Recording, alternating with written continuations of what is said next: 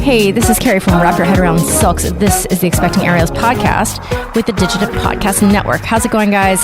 Thank you so much for joining me. Lots of exciting things. If you're still on the fence, there are 2 spots left for our summer traincation in Miami in partnership with Acro Gravity Academy and Aerial Sailing Miami. We're going there from June 21st through the 26th, 20 hours of training in studio, and then we're going to go on excursions on the boat, taking amazing pictures off a sailboat. DM me if you are interested in those last 2 spots. Check out my website. I have my main course, comprehensive course, aerial rehab, and a free mini course if you want to just check it out. And we have the Artist Entrepreneur podcast. Noah Doc, Amanda Ritchie, and I gab every other week, and I bring on some amazing guests who do artistic businesses. All right, my friends, thank you for being here. Let's get started. Well, my kiddo's getting better, but today we were just like in line at like Sonic to get her a burger because she was begging me for a burger. And I'm still sitting at the thing. What time is it? I'm supposed to meet with you at 6 o'clock my time. I'm still sitting there at 5:50, and she's like, I'm not done eating my burger. I was like, I have someone waiting for me, and she doesn't understand. She's 6. Yeah. I'm like, bro, let's get this show on the road. So I like jam back here. I'm so sorry. No apology necessary. I am pretty much bedbound at this point. So I don't... Wait, what happened? What's going on? Just what? Just too pregnant to function, and I work from home already. So. Oh my God. Okay, Caity, introduce yourself to our audience, and then tell us how pregnant you are. Of course. Hi, Caity Carney. And I am 37 weeks pregnant. 37 weeks. I'm so cool. I train at Secret Circus in Philly. Oh, you're in Philly. Yeah. Oh, we have a house in Delaware that's really close, like 25 minutes away from Philly. Oh, nice. You should come visit. Come to the Wilmington. Secret Circus. Oh my God, that's so exciting. If I visit up there, I will for sure try to... Do you guys have visiting instructors come, like here and there? Yeah, here and there. Our owner is Niff Nichols. I don't know if you've heard of her. She's very well known for trapeze. We have a lot of great coaches that are kind of transplants there. But yeah, we have folks come and visit. We have a few folks come down from NECA to visit here and there. Oh, lovely. Yeah, lots of good people.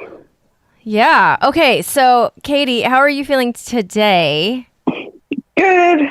Just tired. I'm ready to not be pregnant. Have you, any answer is a fine answer. Have you been enjoying this pregnancy? No, honestly. It's like each trimester has its own challenges. I think first one, I was just super tired and groggy. I was also like training to perform in our fall show, which I performed in 13 weeks pregnant. Wow. Yeah, I don't know how I did it. I was still doing elbow circles. It was wild. Were you doing Lyra? No, sling. Sling. Okay, yeah. You're so a little softer on the body. Yeah. Yeah. So you performed at 13, 14 weeks. Did everyone know you were pregnant? Yes, we were doing a lot of duo stuff in our act, so I just felt more comfortable having people know. I know it's kind of early to like just start telling people. Like a lot of people wait till later, but I was just like, I just kind of want people to be aware as they're stepping on my body. Yeah, that's helpful. Okay, so how about your second trimester? Did it get a little bit better? No, second trimester definitely was better. I had more energy. I trained a few times a week. I could still kind of make it to open gym. Nice. So you're still training your second trimester. How many times are you at the studio a week? Probably 2 to 3. I would do like a class in an open gym. We had a really good class called All the Loops. Because I didn't want to climb. I didn't feel comfortable climbing. And I didn't want to touch a bar. Anything that was hard, I was like, nope, done. But we had a class called All the Loops, and it rotated between sling, span-set loops, and then rope loop. That's nice. Fun, interesting loop. So that was kind of my go-to class during second and third trimester. I trained up until about 32 weeks. Okay. And then I was just tired. I was just too tired. I was kind of And done. then you were like, screw this. Yeah. I knew it when I was spending more time laying on my mat in open gym than I was like up in the air. Oh, I feel like before I had my child, I would just do hours of laying on my mat underneath my point. Now there's no time for that, but I feel you. You want to make it worth it while you're... Yeah. Well, you're like, I think I'm going to do something here soon, you know? and then the minutes just go by. Okay. And so has there anything come up in your pregnancy that's out of the ordinary or kind of a wrench in things? No, it's been kind of... Boring? Yeah, it's been kind of boring. I mean, outside of the normal stuff, just being really tired. They did scare the crap out of me in my 20-week scan, the one where you're supposed to get, like the 4K pictures and everything's fun. Yes. They saw that like one of the heart chambers looked like slightly larger than the other. So then they sent me for a fetal echo. So they kind of scared me a little bit, but it ended up being fine. They just like needed a scan. Okay. But that was really the only thing. Oh my God, that is scary when stuff like that happens. You're like, but my little baby is this tiny little thing still, and they can tell these things. The technology is incredible, actually. Yes, I hadn't seen ultrasound pictures like that, the 4K ones before. And I'm like, you can see his little face. He was hiding behind the umbilical cord. You could kind of see it all. It was wild. Okay, that's awesome. All right. So do you have a birth plan? Show up at the hospital. I'm probably way too type B in that regard. I know a lot of women have very specific things that they want. I'm kind of like, I'll just show up when I gotta. Let me know what to do. I'm very open to the epidural. I hear they're doing the laughing gas now too. I was like, gas me up. I'll take it. So, and I'm really good OB who I've been with for a while, so I feel really comfortable with her. Yeah, you trust her to make good decisions. Yeah, exactly. And we have a good relationship built up. So I probably should have a better birth plan than what I do. I didn't. I was. Really? Okay. I'll tell you right now, Caity. There's two camps. Us pregnant women who are airless are in two different camps. One is in this camp of I didn't work on my pelvic floor at all. Give me the drugs, get it out. However, and there's the woman who wants a natural birth in a pool of water. She's been thinking about it. She's put a lot of work in. And she's going to try it. There's only two people. Yeah. Everyone else, there's nobody actually on the margins of either of those. There's no in-betweens. Yeah, and power to anyone. Power to anyone that it goes into it wanting to do a natural birth. I just don't think I have that in me, to be honest with you. But I kind of fantasize being that girl. And then it turns out that I really wasn't. Yeah. So here we are. But okay, so you're a couple weeks out. Are you yet having any thoughts about, oh my God, I'm not, this baby's coming. My whole life is, I'm assuming this is your first child. Yes, this is my first. Okay. Yeah, that kind of impending sense of everything is about to change. Yes.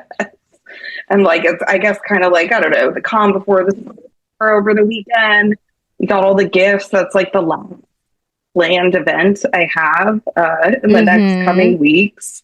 So I'm just kind of nesting. But yeah, there's this kind of sense of you don't really know until it happens, until you're in it, right? And there's this little tiny thing there, and you have to keep it alive.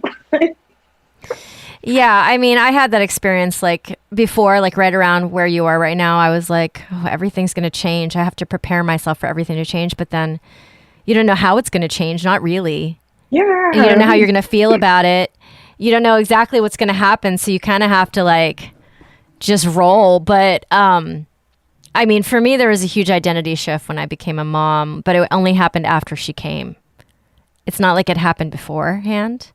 Yeah, I gotcha. Yeah, I can feel that there. Like, I know he's in there. I can feel him squirming around. It like feels very surreal, but like I don't feel like a mom yet, right? He's still just kind of like this little alien invading my body. Yeah. Yeah. Are you sad to have taken a break from Ariel, or you're like good for now because it's a short amount of time? Feelings. It's like our spring student showcase this weekend. So I'm going to try to go to it, and it'll be fun to like see everyone's acts. But yeah, I'd be lying if I was saying there wasn't a little bit of FOMO. But I'm also grateful to kind of like, you know, take a step back, slow down. If there's anything that like this pregnancy has taught me, it's like sometimes you just need to slow way the fuck down. Yeah. Caity, I honestly would get along with almost like pretty much every single guest I've ever had on this podcast. Like we all come from the same cloth.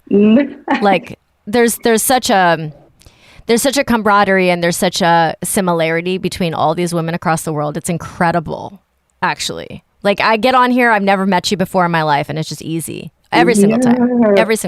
I'm vibing. There's a lot of good circus mamas in the community too that like got a lot of great advice from folks of just kind of how they trained, when they knew it was time to take a step back, what skills they were comfortable with for a while, what skills they were like, no, don't even bother. Yep. Yeah. And then the whole like crawl back to it, which is something that you're going to embark on at some point. So let's see. Your body. What you said you haven't really been enjoying this pregnancy. What are the things that you miss the most about not being pregnant? Oh, that's a good question. Just like sleeping through the night without having to get up to pee. Just any bodily function being normal. I miss pooping normal. I miss sleeping normal. I miss all of the normal things. Yes. Were you a belly sleeper before? I was a back sleeper, dead to the world back sleeper. And I have that, like the baby bub that kind of keeps you on your side. But it's hard for me to like pick a side and stay there. Kind of playing roly-poly. But yeah, I would love to just kind of like sleep on my back and not worry about it. Right. And is your baby normal sized? Yes. 56th percentile. Okay. Having 56th percentile. Anatomy scan next week. So I'm hoping he didn't like pull a 180 or anything. They think he's going to be about 7 pounds. I would have been totally fine with like a lower percentile baby. I'm like, give me like a 40th percentile. Like I'm good. It's not a competition, right? Oh, right. But no, I think he's going to be about 7 pounds, but we'll see. A lot of women say the sushi thing.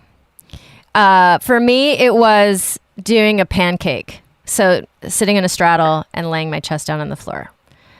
That's what I missed. That sounds much. Really nice. Yeah, I haven't done it in so long. Yeah, but I think about it. Yeah, because you have that whole bump that's in the way. Sorry if I created some longing for you just there. I didn't mean to do it. I was like, oh man, I'd really like to see the pancake right now. Yeah. While I'm eating pancakes. Bowl. While you're eating pancakes. Also, my favorite thing in the world besides my family is a glass of wine. And let me tell you, I did not really go down the road of mocktails enough during that time. I should have gone on a tour of mocktails. I know. I just wanted the taste of a margarita. You know what I'm saying? Yes. I'm like, I'd much rather just have like, give me a soda, give me a juice. I like the sweet treats. I never got into the NA beers or like the NA wines. I know. You're right. It's like, no, it's, I know it's fake, so it doesn't matter if it can't get me a little tipsy. If you can't have the real thing, you don't want it at all, right? A lot of people have the sushi thing. I just, for me, I had said to a friend or something that who already had children that I just wanted my autonomy back. And I remember her saying to me, "What do you mean you're not going to have any autonomy? You're going to have to take care of a child." And I didn't correct her, and I wish I had, because that's not what I meant. I wanted my body back as not a vessel for birthing another child. I wanted my body to be mine, to be an instrument for me. Yes. Yes. I could feel that, because like with each week, and like I'm really grateful I was able to train as long as I did, but there is that kind of piece where like you're slowly losing yourself a little bit. And yeah, it's for this great purpose, and I can't wait to meet this little guy. And I'm so grateful that my body could even do this. I have a history of endometriosis. Like, I wasn't sure if this was going to happen. I'm grateful for that. But there is that sense of, well, I want to be able to like climb without feeling like I'm going to die. I want to, we're having like an irrational fear. I want to be able to even like walk up the stairs without huffing and puffing. Like there's a cost to pregnancy that I don't think women talk about enough. Right. So I'm ready in that sense too, to just not be pregnant, get my bodily autonomy back, heal from whatever birth experience I have. Yeah. Get back and in have the air. The baby separate from your body, meaning like they have their own air supply and food supply and all that. Yeah. You said you have endometriosis. Was it hard to get pregnant? It actually, I very strategically timed my excision surgery. I had really bad cysts, but like once I had the excision surgery, like it only took us about 6 to 8 months. And I know some women struggle for years and years and years, but I was lucky that I got diagnosed in a different surgery. I had a gallbladder attack and had to get my gallbladder removed. Oh, wow. And that's when they saw it, like on my ovary there. And they were like, we need an OB to look at this. So I'm one of probably the few women who like went into my excision surgery with a diagnosis already. But then after that, once I healed, it was kind of smooth sailing. I don't think I could have gotten pregnant before that excision, though. So, excision, meaning they go in, they clean up the uterus? Yes, they clean it up, they take it out. If you have any type of like cysts, I had those chocolate cysts. So those are the ones that kind of stay on your ovaries, and they're not like normal cysts where, they burst and they go away. They actually burst and then they create more endometriosis tissue. So they go in, they clean it all up, and just kind of hope for the best, right? Because it is chronic, it does come back. But after that surgery, I was probably like the most fertile I had ever been. Wow. Let me tell you, I was just talking to somebody today about how the female problems aren't really as studied in history as the male problems. Like, you know what I'm saying? Like, menopause isn't as studied.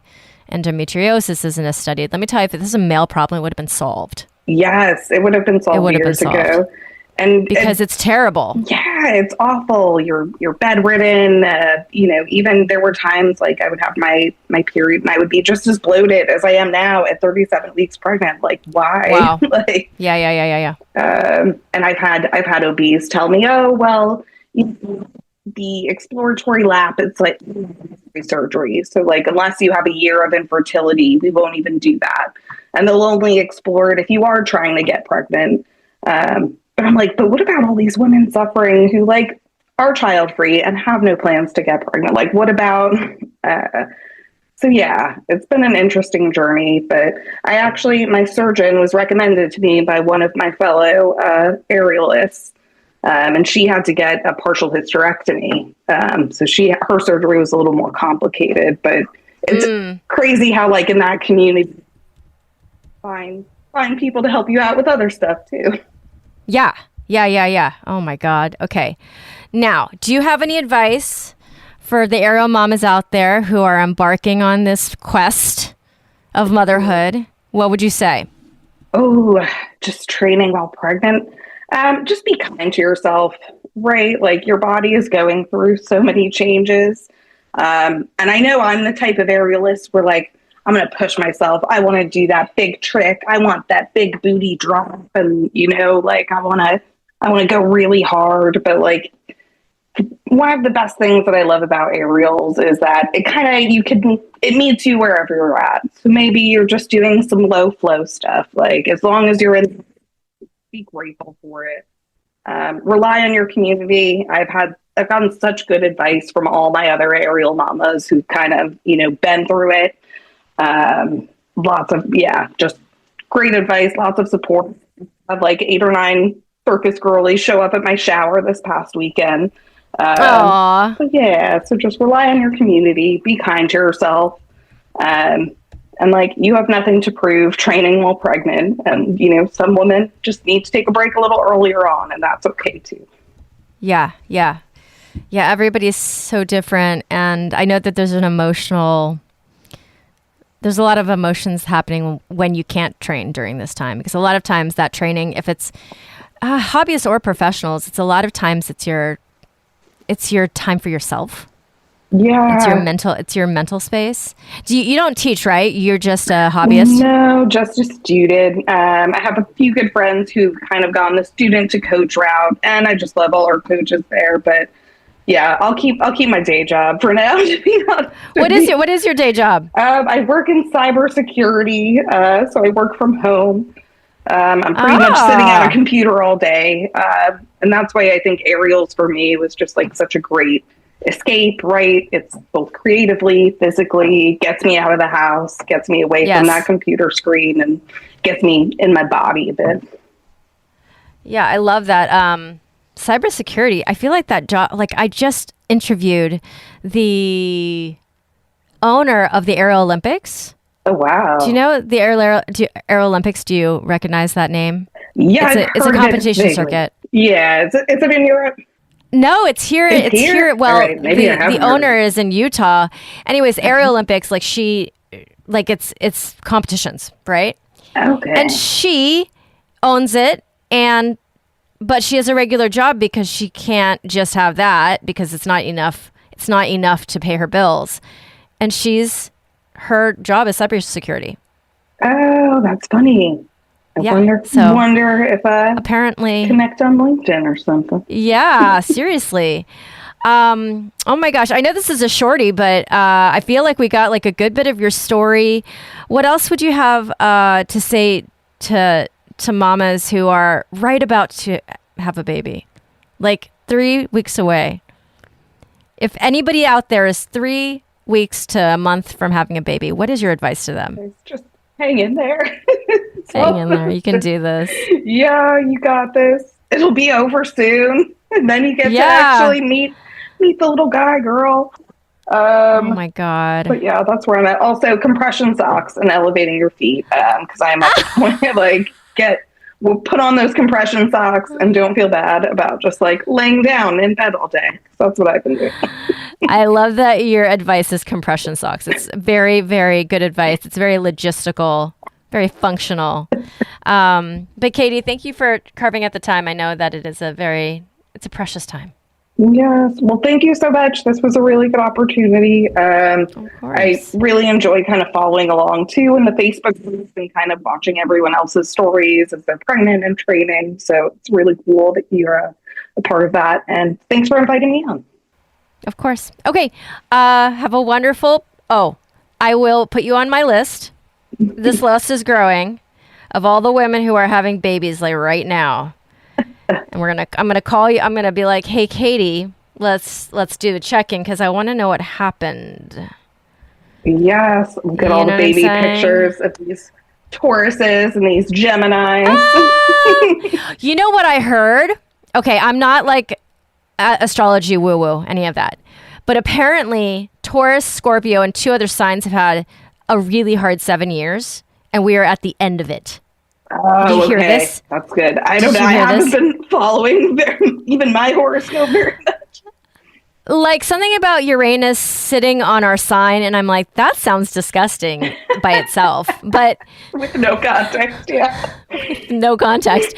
Apparently, my sign is about to have the best time ever. So I hope that's true, because the last 7 years have been quite rough, between the pandemic, between my kid being young, we moved, blah, blah, bought houses, sold things, you know what I'm saying? Yes, so, all the things. Well, hey. All the things. Okay, well.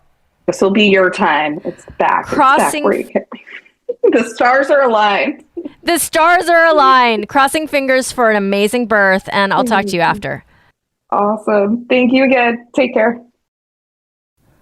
All right, my friends, thank you so much for tuning in. If you would do me a favor and smash that 5 stars and leave me a review, it means the world, and it helps other people find this podcast more organically. I really appreciate you. If you'd like to be on this podcast, I want you on this podcast. I want to tell the most diverse stories I possibly can of all the women across the world who are in an aerial practice and also practicing being mothers and trying our best. So if you are interested, please DM me. It doesn't matter where in the world you are. We can do this via Zoom. All right, my friends, we are with Digital Podcasts, and thank you for being here. This is The Expecting Aerialist.